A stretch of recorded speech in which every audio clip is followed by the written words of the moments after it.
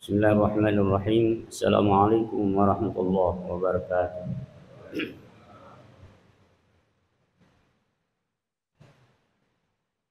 Alhamdulillah.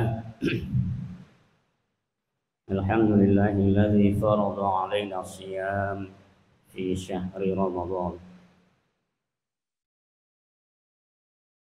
Asyhadu an la ilaha illallah wahdahu la syarika lah wa asyhadu anna Muhammadan 'abduhu wa rasuluh. Alladzi la nabiyya ba'dahu ma ba'd.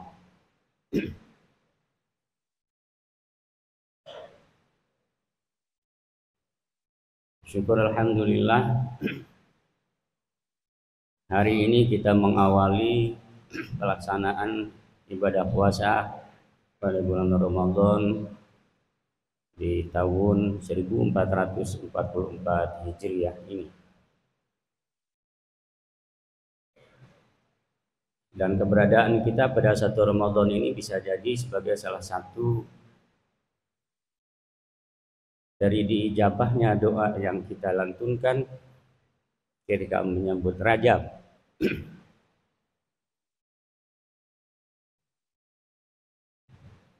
Yang bunyi doanya adalah Allahumma barik lana fi Rajab wa Sya'ban wa ballighna Ramadan. Dan alhamdulillah kita sudah disampaikan oleh Allah pada bulan Ramadan dan kita menginjak pada hari yang pertama. Salawat dan salam mudah-mudahan senantiasa tercurah limpahkan pada baginda alam Habibana wa Nabiyana Muhammad sallallahu alaihi wasallam, pada keluarganya yang suci dan pada para sahabatnya, dan mudah-mudahan juga terus mengalir pada kita semua. Amin ya Allah ya rabbal alamin.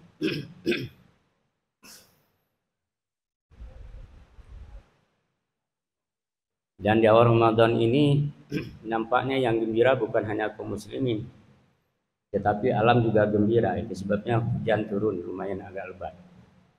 Dalam kerangka bisa jadi menyambut bulan Ramadan untuk menyejukkan suasana pada 1 Ramadan ini. Hadirin rahimakumullah. Pada umumnya dan bahkan seluruh dari ibadah dalam ajaran Islam itu, termasuk di dalamnya adalah ibadah mahdhah, memberikan manfaat dan kebaikan pada pelakunya. Bukan hanya ibadah yang dikategorikan sebagai ibadah sosial atau ibadah ghairul mahdhah, tapi termasuk di dalamnya adalah ibadah mahdhah. Pada hakikatnya dan pada dasarnya adalah untuk memberikan kemanfaatan dan kebaikan bagi pelakunya. Ibadah sholat disebut sebagai ibadah mahdhah oleh sebagian ulama. Puasa juga adalah ibadah mahdhah. Ibadah mahdhah adalah ibadah khusus yang merupakan hubungan antara hamba dengan Tuhan secara langsung dan tanpa perantara.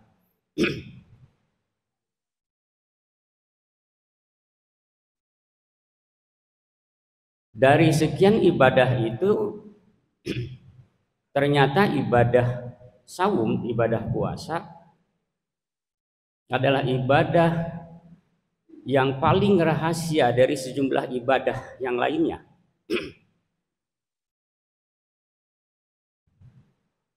Ibadah sholat masih bisa dilihat oleh orang lain.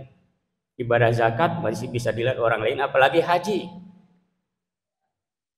Bahkan ngundang orang sebelum berangkat untuk menyatakan bahwa saya mau berangkat haji.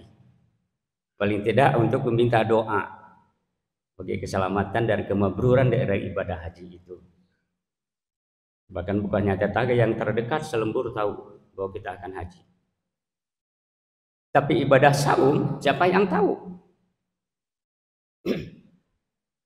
Orang lain tidak tahu bahwa kita saum. Pada bulan Ramadan, orang menganggap bahwa kita saum. Tapi bisa jadi ya, bisa jadi juga tidak.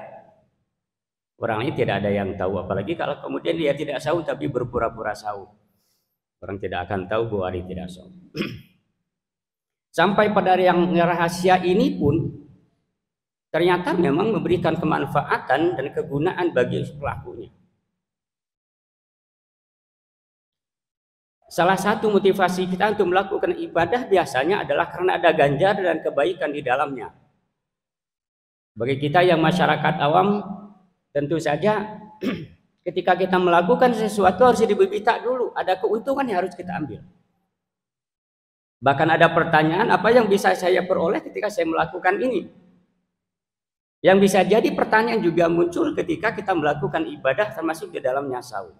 Apa sih pentingnya, apa sih perlunya, apa sih yang bisa saya peroleh ketika saya melakukan ibadah saum? Baik, akan saya sampaikan sebagian. Ibadah saum itu menyentuh 4 hal. Paling tidak berdasarkan pembagian para ulama berkenaan dengan hakikat manusia. Sebagian ulama menyebutkan bahwa hakikat manusia itu terdiri dari 2 hal pokok, yaitu adalah jasmani dan rohani.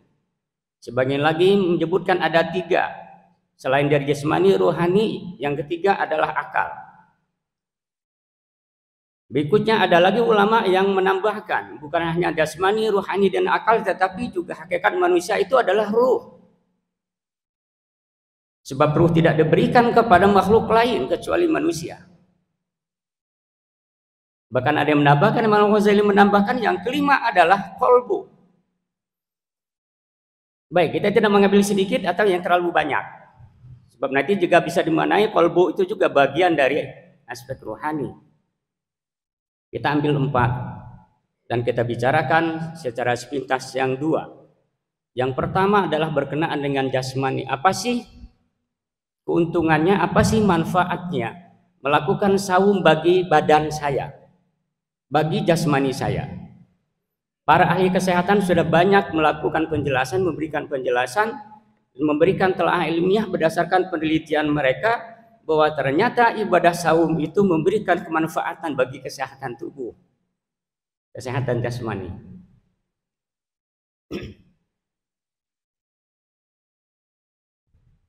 Paling tidak itu menurunkan asam lambung,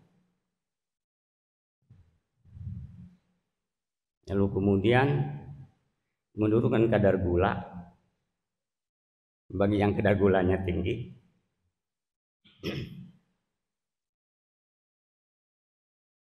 dan memperbaiki sirkulasi darah. Sebab kebanyakan penyakit itu muncul diantaranya karena memang peredaran dan sirkulasi darah itu tidak bagus dan tidak lancar. Dan saum ini diantara manfaatnya adalah untuk memperbaiki sirkulasi darah dan termasuk juga adalah fungsi seluruh tubuh, organ tubuh dalam manusia.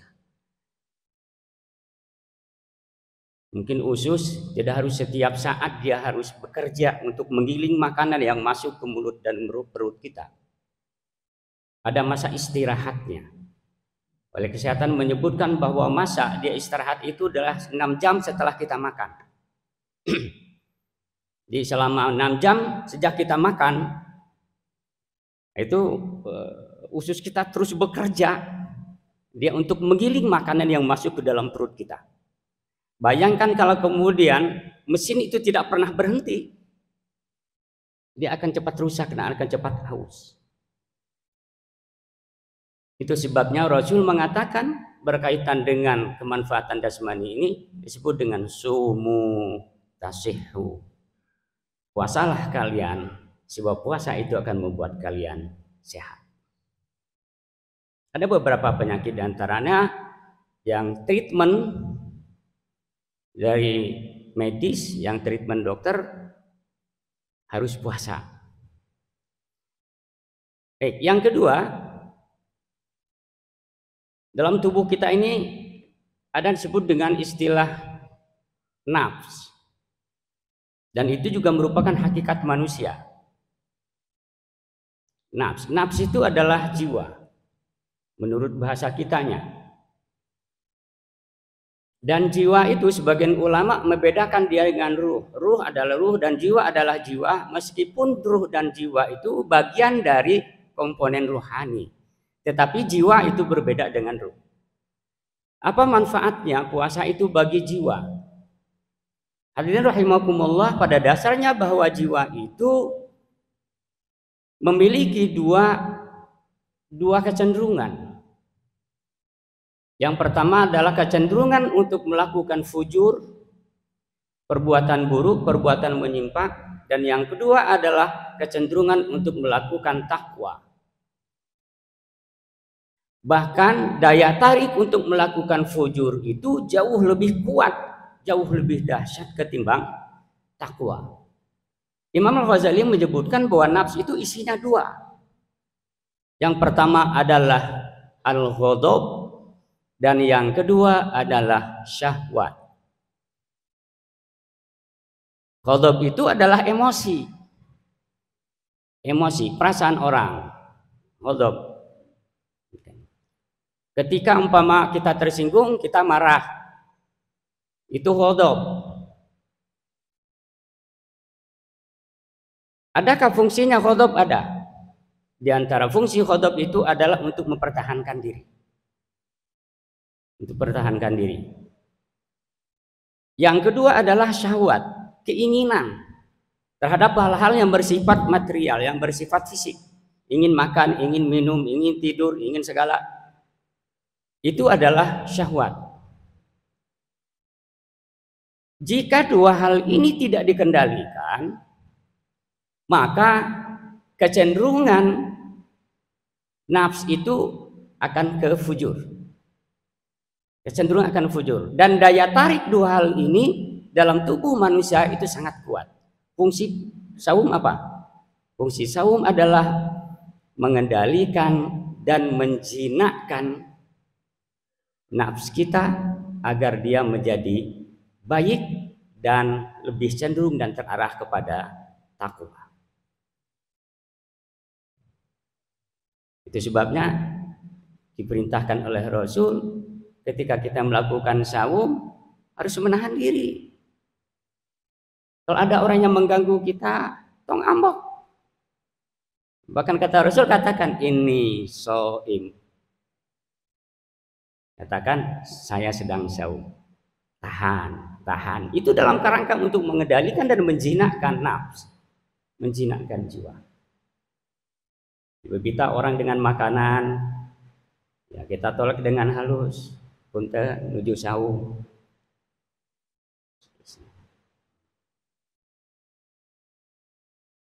Dan saum itu menurut para ulama adalah dalam bagian tazkiyatun nafs, untuk membersihkan jiwa, untuk menghaluskan jiwa. Sebab kalau dia tidak dikendalikan, dan kalau dia tidak dididik, dan kalau dia tidak diperhalus, maka dia akan menjadi liar. Jiwa itu akan menjadi liar. Bahkan liarnya jauh liar dan jauh jahat ketimbang binatang. Binatang itu berjalan pada tabiatnya. Itu sudah ada hukumnya masing-masing. Namanya kambing dari dulu begitu-begitu saja. Yang namanya sapi dari dulu begitu-begitu saja. Yang namanya kucing begitu-begitu. Yang namanya manusia itu bisa berubah setiap saat, bisa berubah setiap hari, bisa berubah setiap minggu, bisa berubah setiap bulan, bisa berubah setiap tahun. Wujudnya bisa jadi sama, tapi tabiatnya bisa jadi berbeda-beda, berubah-ubah dari waktu ke waktu. Itulah manusia. Bisa jadi seperti malaikat, bisa jadi seperti setan dan iblis, bisa jadi seperti binatang, bahkan balhum adol. Kata Al-Quran, bahkan dia lebih sesat daripada binatang. Hadirin rahimakumullah, sekali lagi, ternyata ibadah saum itu memberikan manfaat yang banyak untuk diri kita, baik secara biologis dan fisik maupun juga secara psikologis. Dan Allah wa iyyakum ajma'in. Wassalamualaikum warahmatullahi wabarakatuh.